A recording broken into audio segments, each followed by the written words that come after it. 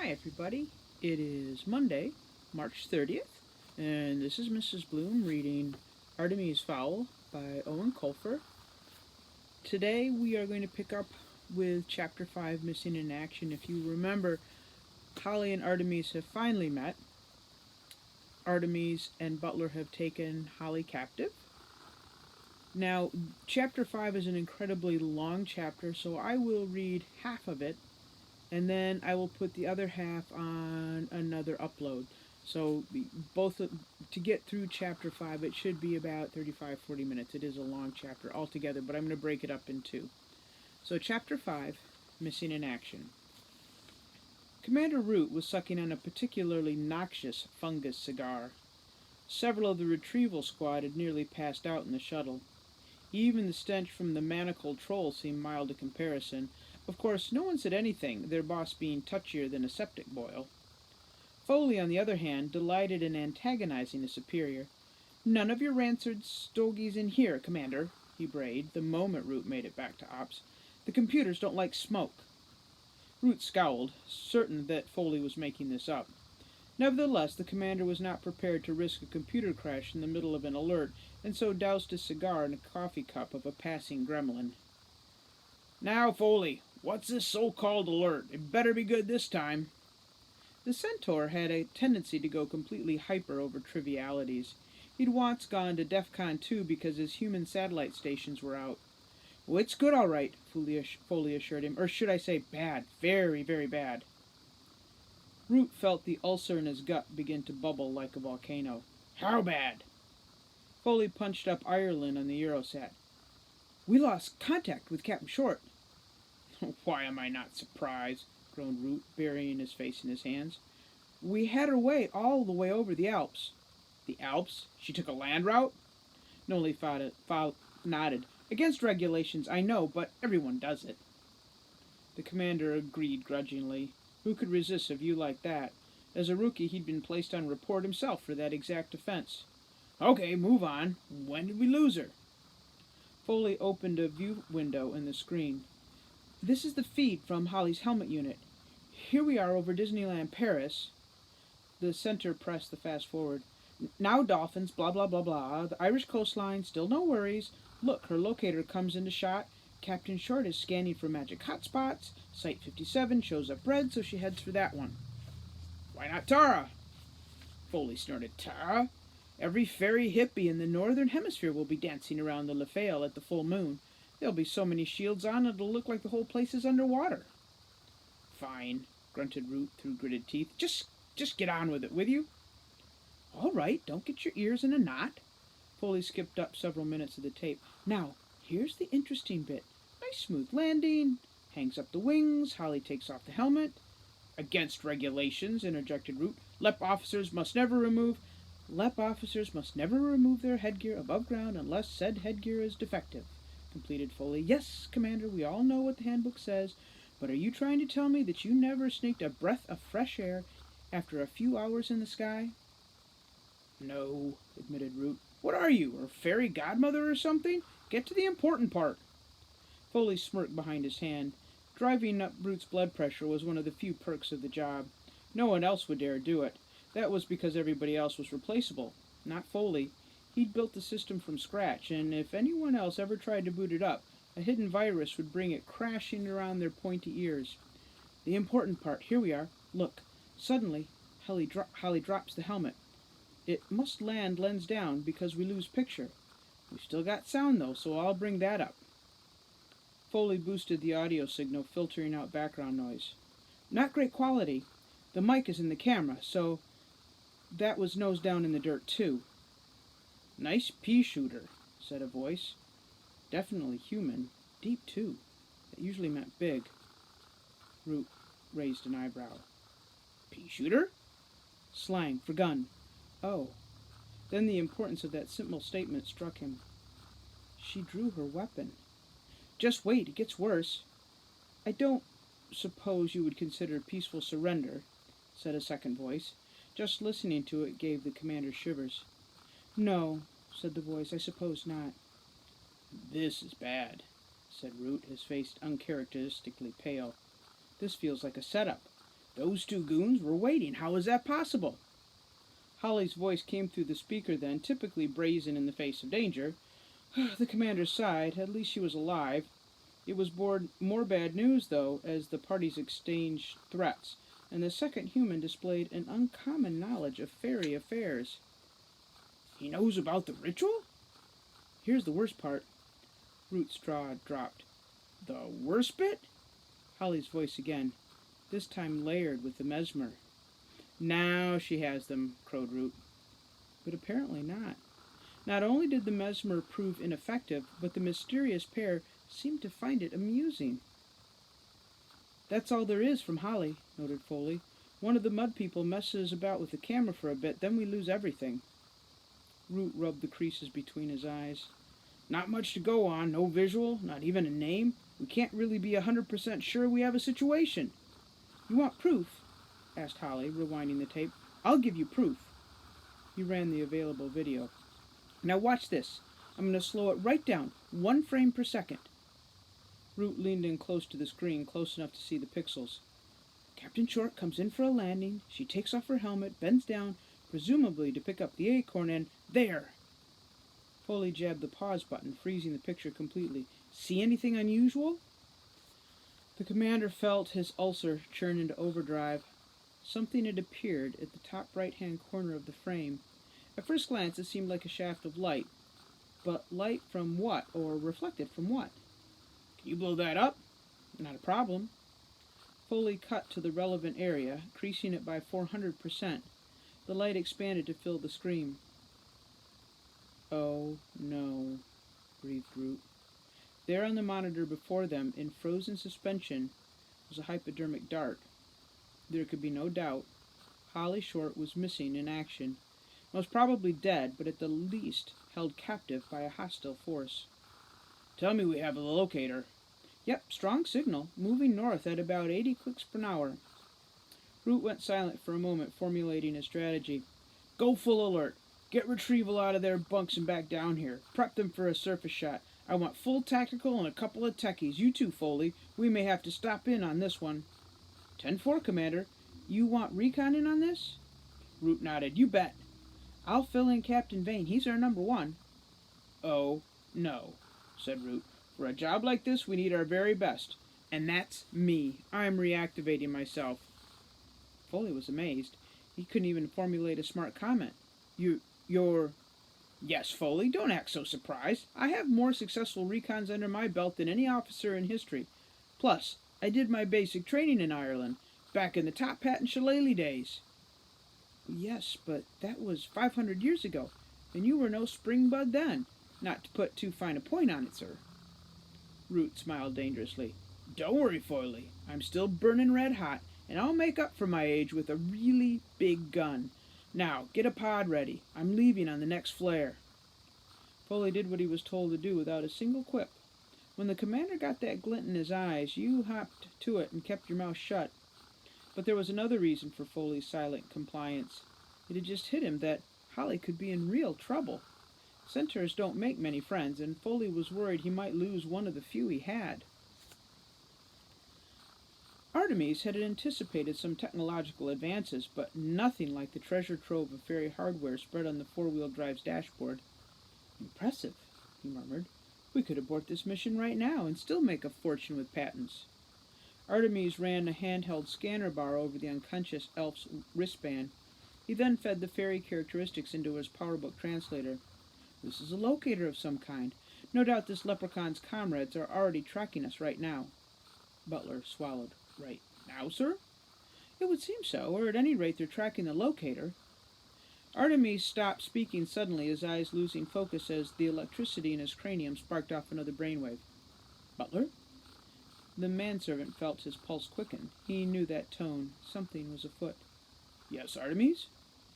That Japanese whaler, the one seized by the port authorities, is she still tied up at the docks? Butler nodded. Yes, I believe so. Artemis twirled the locator band around his index finger. Good. Take us down there. I believe it's time to let our diminutive friends know exactly who they're dealing with.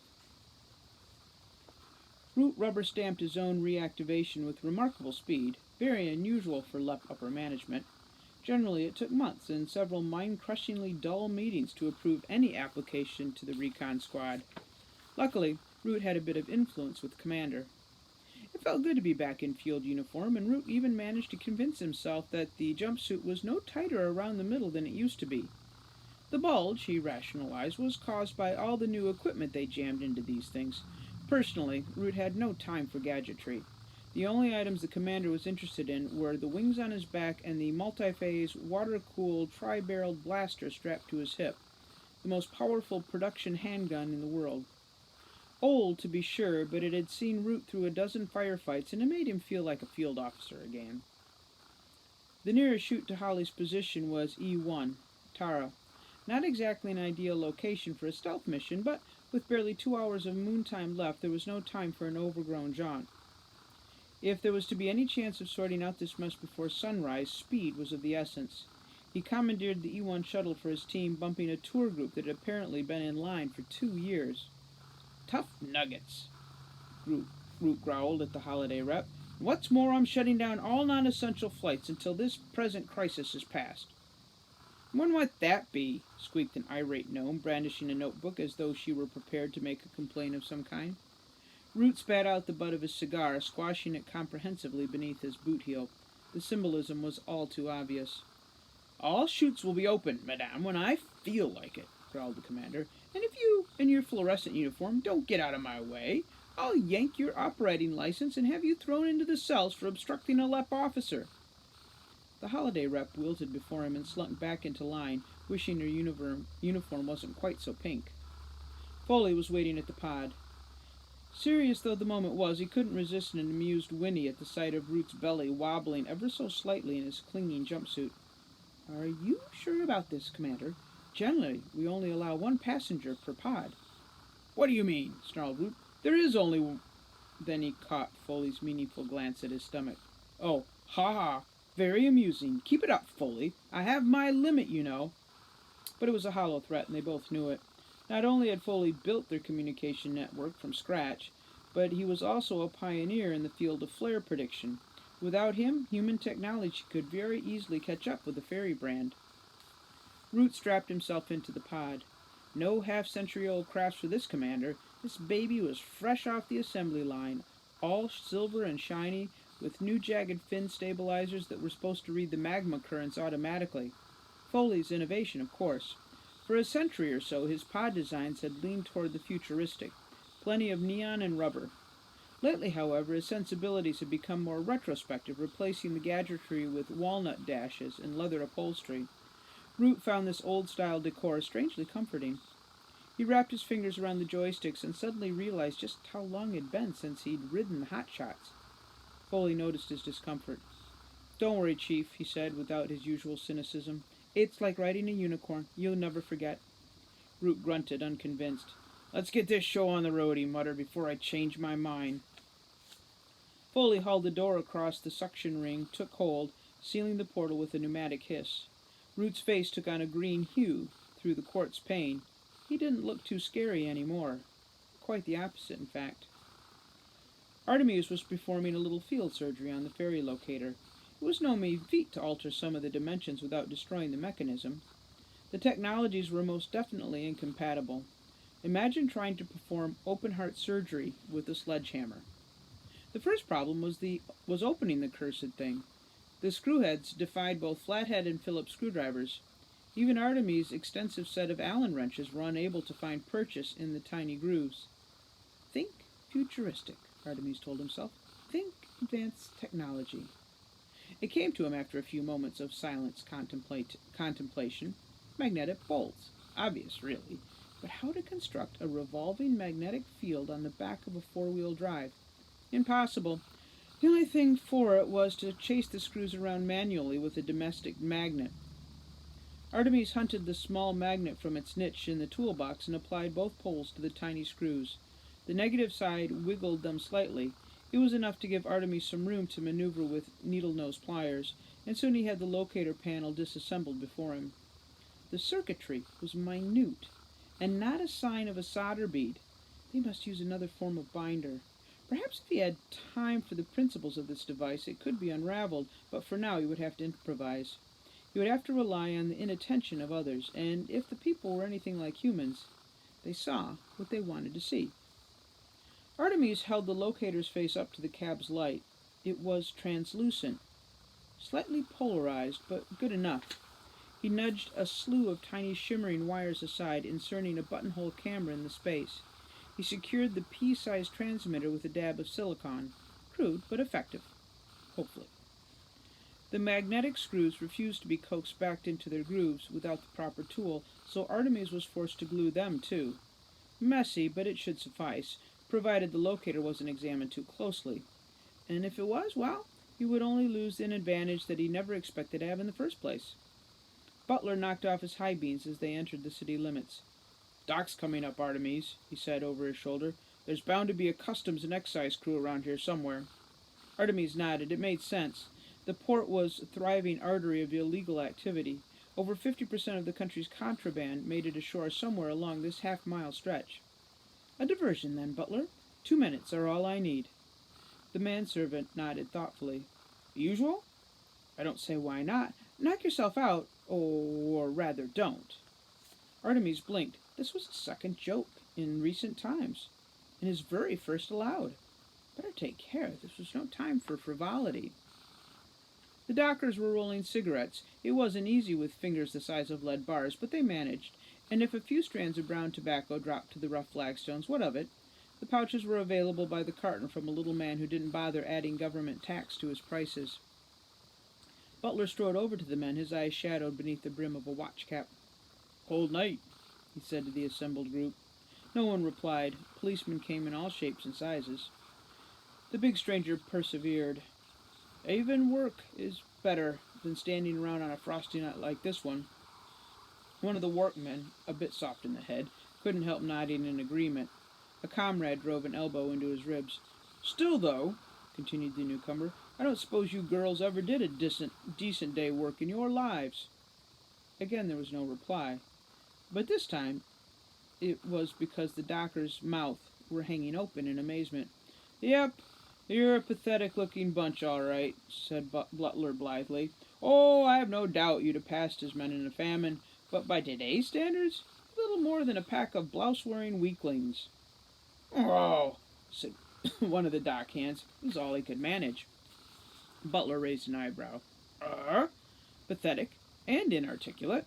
Nice combination. Your mothers must be so proud." The stranger had crossed a sacred line. He had mentioned the men's mothers. Nothing could get him out of a beating now, not even the fact that he was obviously a simpleton, albeit a simpleton with a good vocabulary. The men stamped out their cigarettes and spread slowly into a semicircle. It was 6 against 1. He had to feel sorry for them. Butler wasn't finished yet. "Now, before we go getting into anything, no scratching, no spitting, and no tattling to Mommy." That was the last straw. The men howled and attacked as one. If they'd been paying any attention to their adversary in that moment before contact, they might have noticed that he shifted his weight to lower his center of gravity. They might have also seen that the hands he drew out of his pockets were the size and approximate shape of spades. But no one was paying attention to Butler, too busy watching their comrades, making sure they weren't alone in the assault. Thinking about a diversion is that it had to be diverting. Big, crude, not Butler's style at all. He would have preferred to take these gentlemen out from 500 feet with a dart rifle. Failing that, if contact was absolutely necessary, a series of thumb jabs to the nerve cluster at the base of the necks would be his chosen modus operandi. Quiet as a whisper. But that would be self-defeating, the purpose of the exercise. And so Butler went against his training, screaming like a demon and utilizing the most vulgar combat actions. Vulgar as they had been, but that's not easy to say that they weren't effective. Perhaps a Shaolin priest could have anticipated some of the more exaggerated movements, but these men were hardly trained adversaries. In fairness, they weren't even completely sober. Butler dropped the first with a roundhouse punch. 2 more had their heads clapped together, cartoon style. The fourth was, to Butler's eternal shame, dispatched with a spinning kick. But the most ostentatious was saved for the last pair. The manservant rolled onto his back, caught them by the collars of their donkey jackets, and flipped them into Dublin Harbor. Big splashes, plenty of wailing. Perfect. Two headlights poked from the black shadow of a cargo container, and a government saloon screeched along the quay. As anticipated, a custom and excise team was on stakeout. Butler grinned with grim satisfaction and ducked around the corner. He was long gone before the agents had flipped their badges or begun inquiries. Not that their interrogations would yield much. Big as a house was hardly an adequate description to track him down. By the time Butler reached the car, Artemis had already returned from his mission. "Well done, old friend," he commented, "although I'm certain your martial arts sensei is turning in his grave. A spinning kick? How could you?" Butler bit his tongue, reversing the four-wheel drive off the wooden works. As they crossed the overpass, he couldn't resist glancing down at the chaos he'd created. The government men were hauling sodden dockers from the polluted waters. Artemis had needed this diversion for something, but Butler knew there was no point in asking what. His employer did not share his plans with anyone until he thought the time was right.